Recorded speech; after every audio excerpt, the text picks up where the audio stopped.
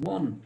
Hey there, guys. Thanks all for joining. We've got most of the team with us, and we wanted to talk a bit about rest and recovery. So we're stuck in isolation, but interestingly, lots of people are doing home workouts. Know for myself, this is day 4 in a row, and I'm feeling sore and interested to see what the team thinks about different ideas and advice on how to get some rest and recovery.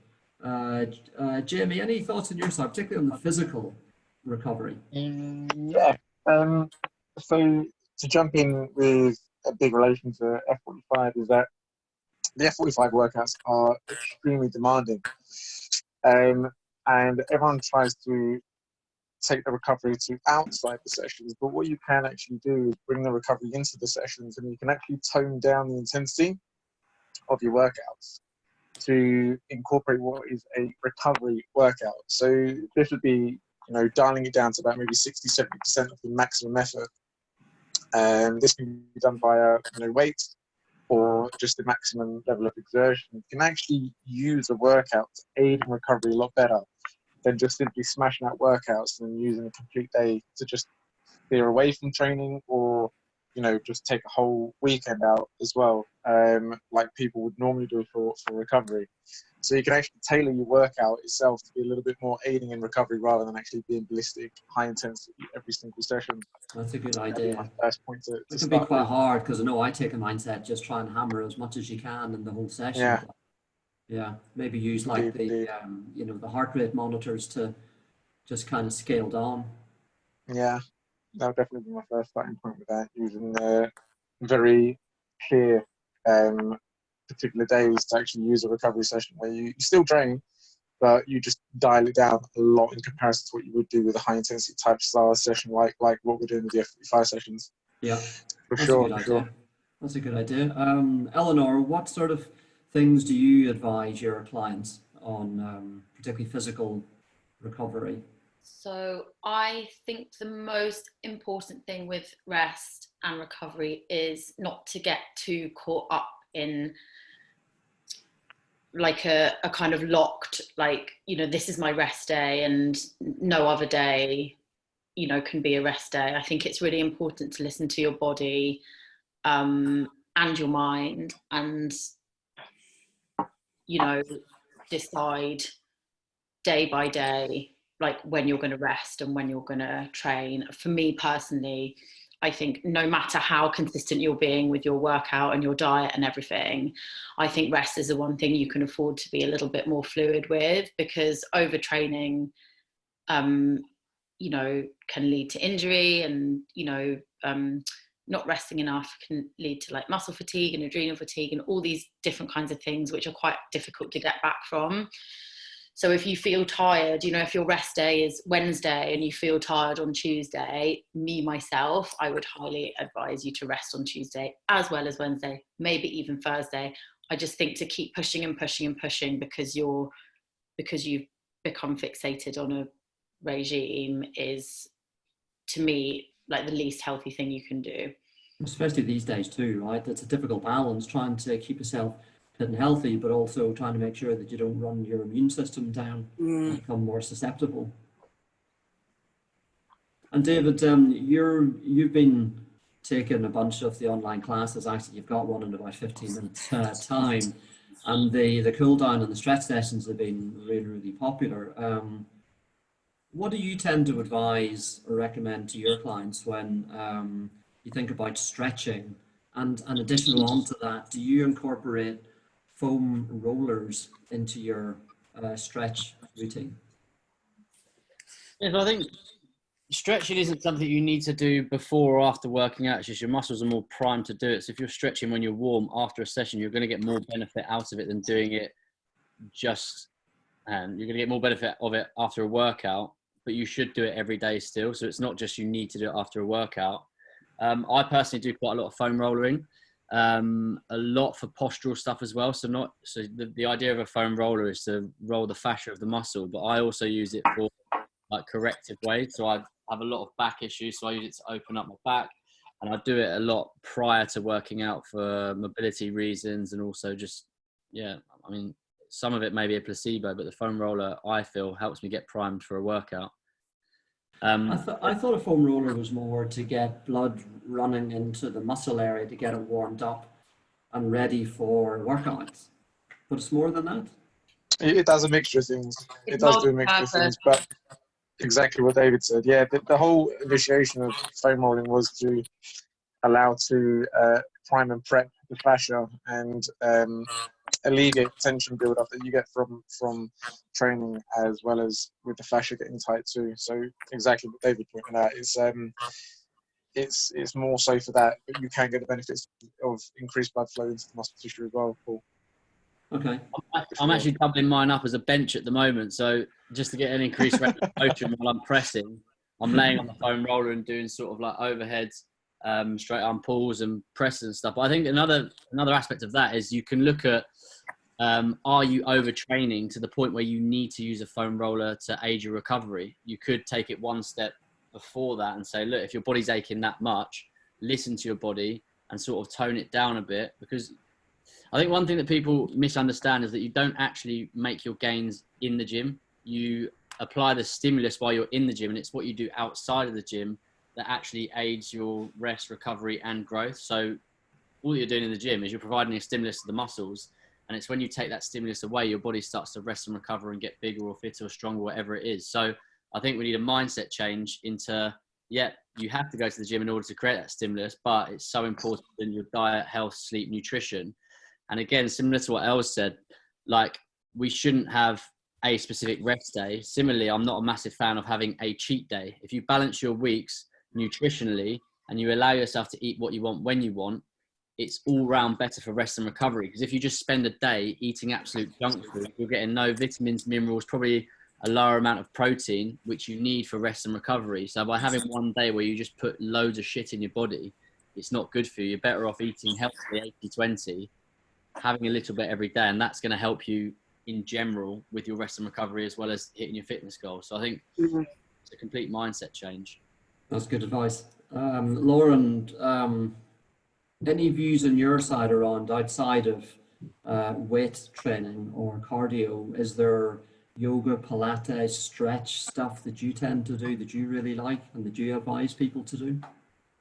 Yeah, I mean, my background is actually athletic, so it would be like half marathons, triathlon, stuff like that. And I used to do a lot of like 800 meters and long jump at a young age, and a lot of high intensity stuff that led me to, at a very young age, grab injuries because I overworked and overtrained. So I come from that experience of overtraining, overworking, getting injured. I fractured my spine when I was 14 years old, had a screw in my back, had to rebuild that.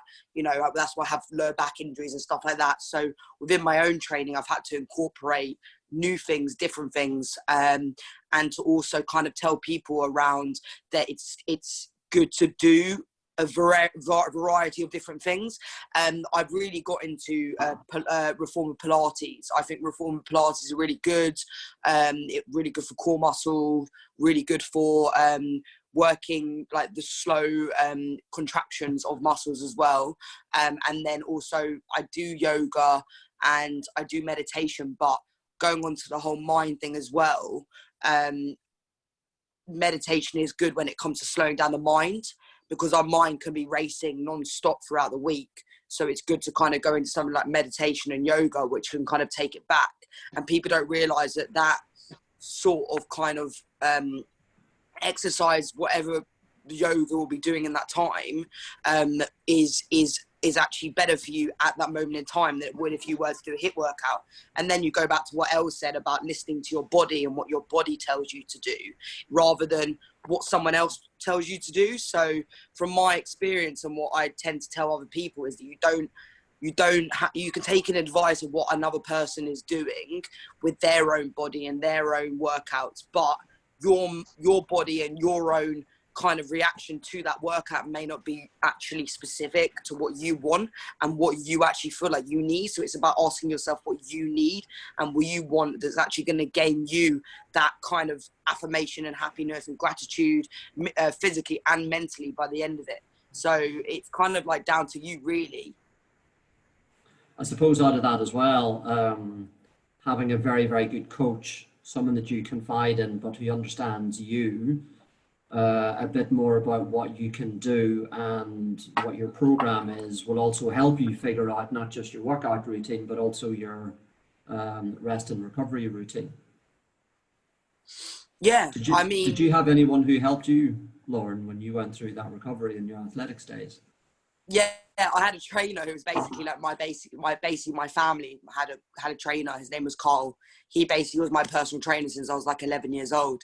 But he was like my best friend. And the mad thing with him was the reason why he was an amazing trainer was because he wasn't like the type of person that was all about fitness. He was all about listening to me, becoming my friend, taking me for walks, asking me how I am, kind of getting to know me, and kind of like, you know, having that kind of, you know, relationship with me to the point where it wasn't just about the physical. And it really helped me when it came to building up my self-esteem again, also building up my, you know, when it came to fitness, because I was terrified to go back into any sort of fitness after fracturing my spine, you know.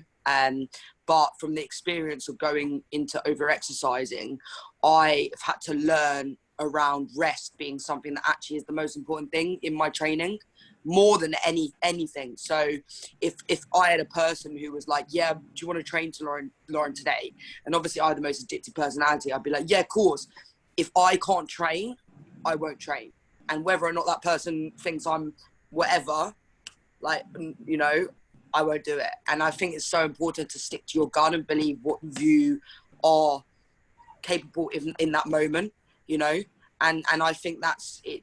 At the end of the day, it's a marathon, not a sprint when it comes to rest and recovery. It's you know, it's a long life thing. You don't have to be doing 10 million things a day. You don't have to be doing 100 things a day.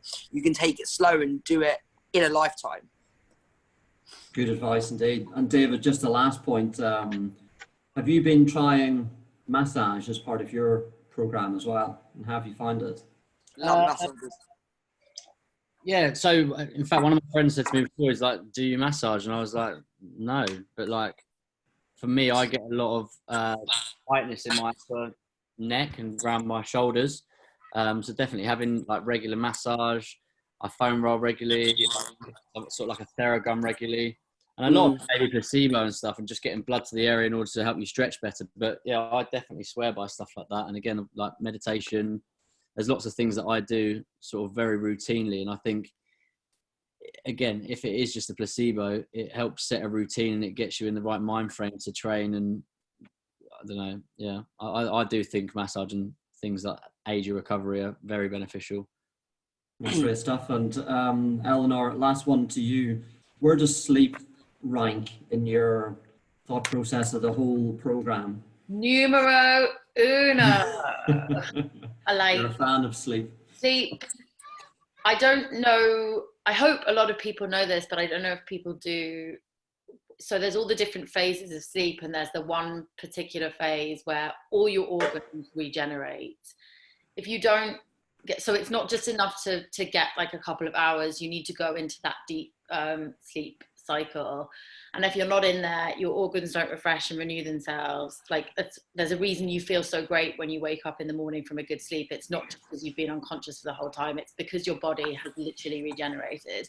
And that includes, you know, muscles, you know, like if you think about walking around every day, like you're prone for 8 hours, there's no impact on your spine, like your, you know, all your spinal fluid and your neck and everything that your body does to go through the day, all of that has stopped.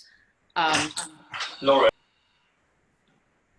Oh, and yeah, so like in terms of physical rest and recovery, sleep definitely number one. Mental recovery, down the pub with your mates, not a question, not a competition. Quite right.